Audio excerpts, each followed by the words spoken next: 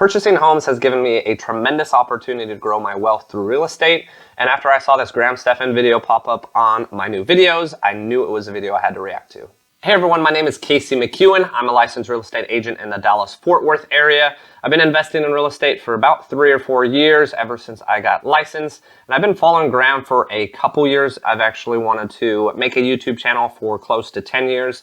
I just didn't feel like I had enough content or just felt like I had enough to really want to upload. So today I'm going to react to Graham's new video about why you should not buy a home. I haven't watched this video yet, so I'm excited to see what he has to say. The topic of real estate is easily one of the most common questions I get on my channel, especially after real estate prices have hit brand new record high after brand new record high, and starts making a lot of people feel like this. And really, that's for good reason. November home prices rose 9.5%, which is one of the largest gains in history. That was fueled mostly by interest rates hitting their 17th record low, all the way down to 2.5% fixed for 30 years. It's absolutely true. I was actually discussing with my new business manager the fact that I put a listing on the market on Friday, and then I put another listing on the market on Saturday. The individual listing on Friday, I'm going over 20 offers on, and that's a listing for $270,000. And the listing on Saturday is even cheaper, and I have even more offers on that. Both of those will be going under contract severely higher than the actual list price. And I'm in a much more affordable market than Stephan is out in California.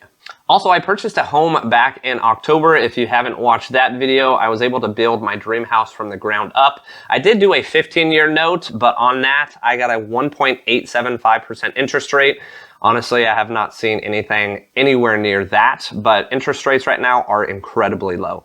Alright, so the first reason you should not buy a home is if you're not prepared to make the down payment. Now sure, owning a home could be incredibly rewarding, and it's so nice to be able to do whatever you want, like paint the entire room black for YouTube without worrying about your landlord taking the security deposit. But very few people do the math behind it to make sure all of that makes financial sense. Okay, so first things first, obviously I'm going to allow Graham here to finish what he was saying, but I am in a kind of a different scenario than I would say most buyers are. I've been able to use my VA loan twice. Obviously, with your VA loan, there is no down payment. So if you are a veteran and you're able to take advantage of all the benefits of using your VA loan, I would say certainly down payment is not going to be an issue. Now, if you're using a conventional loan or an FHA loan, obviously a down payment is going to be an issue, especially if you don't got the cash to do it. If there's one thing I've learned when it comes to buying homes, it's that oftentimes having your money tied up in a house is not always the most profitable decision, even if it means you don't have a landlord. Now generally, lenders are going to want to see a down payment anywhere from 5 to 25% of the home's value just to be able to close. And if you can't comfortably come up with that, then unfortunately you're not in a position to buy a home quite yet. Now yes, home equity is considered very safe, and the likelihood of you losing money over 30 years, as long as you just make your mortgage payment on time,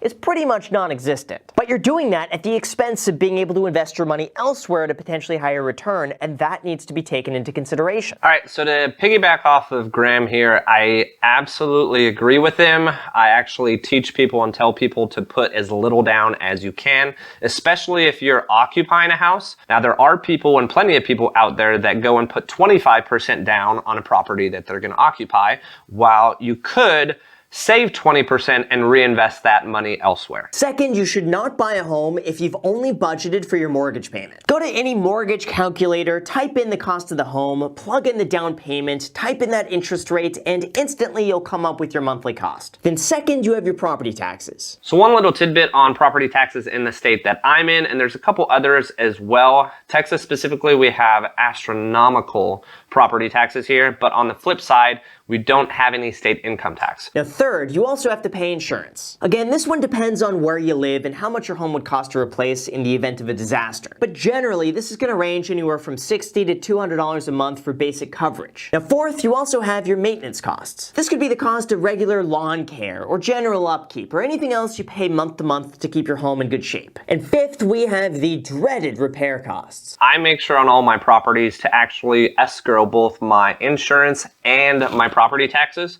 Now, some people may say that that's just kind of giving your money away while you could be reinvesting that elsewhere and getting a better return on it. But I do want to make sure that all my properties, not just the principal, but the property taxes, and insurance are covered every single month. So beyond that, really the biggest expense that you need to take care of when you own a house is going to be repairs and maintenance. For instance, my house, I owned the house for less than 24 hours and accidentally ran into my garage door, which wound up costing me a couple $1,000s, even though the house was brand new. So when it comes to repairs and maintenance, absolutely you want to put money aside to make sure that you can take care of your house over the long term. Now, third, you also shouldn't be buying a home if you haven't factored in transaction cost anytime you buy or sell. This is absolutely true. I actually have 4 or 5 houses that I tried to purchase in San Antonio before I relocated up to the Dallas area. Due to not really knowing or understanding or really even having a real estate agent or lender walk me through this entire process, it cost me $3,000, $4,000, $5,000 because I got not just 1 or 2 houses under contract.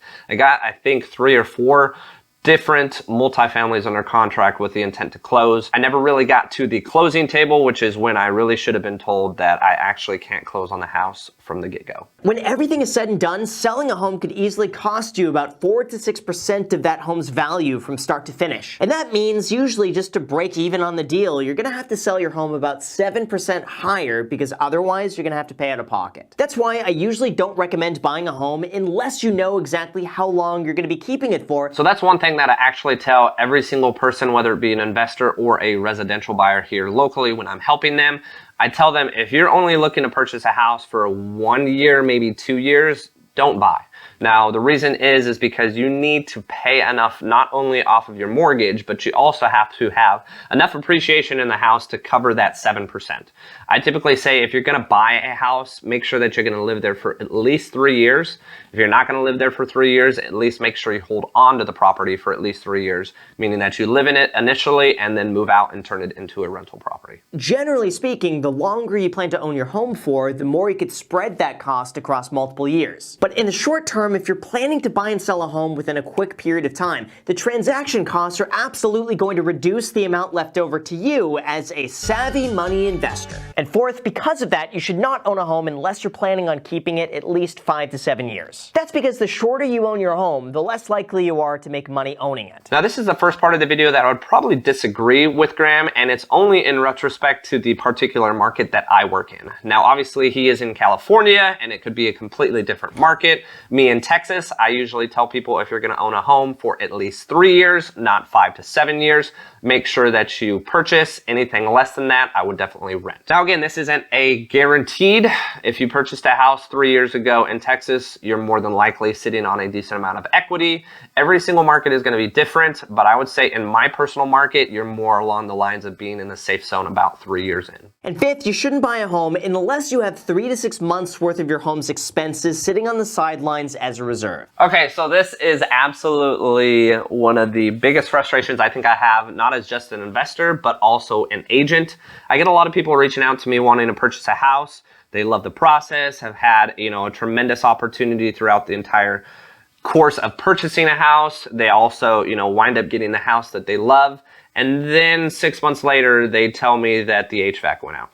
Or they tell me that the roof needs to be replaced, or they tell me something went wrong with a house and they can't afford to fix it. For instance, on one of my rental properties, I purchased the house knowing that there was a sewer leak. It turned into repairing and replacing the entire sewer lines, and in this case, it was a fourplex with 2 sewer lines. So a small plumbing leak turned into a $17,000 repair. I was fortunate enough in this case to have enough cash flow left over from previous rentals to cover that expense, and I also know that that new PVC pipe and sewer line is going to last decades moving forward, but it absolutely is not a good thing to have a retail individual come out and quote you $30,000 to where you have to negotiate them down to $17,000 and still pay $17,000 for a repair on a house. And listen, I'm not trying to dissuade you from buying real estate, because in the right circumstances, long term, owning real estate could be one of the best choices you make and could end up making you a lot of money. Now, as for whether or not it's too late to buy real estate now, the answer to that is no, but you have to be especially considerate to make sure the numbers make sense and you have enough money in reserves to comfortably afford it. Completely agree. I don't think there's ever going to be a point in my life that purchasing a property as an investment property or purchasing a house to live in will ever be a bad decision, as long as you're smart with that decision. So when it comes to purchasing a house, just make sure that you're financially ready to do so. Thanks again for watching, and make sure to smash that like button for the YouTube algorithm, as Graham would say, and stay tuned for the rest of my real estate journey.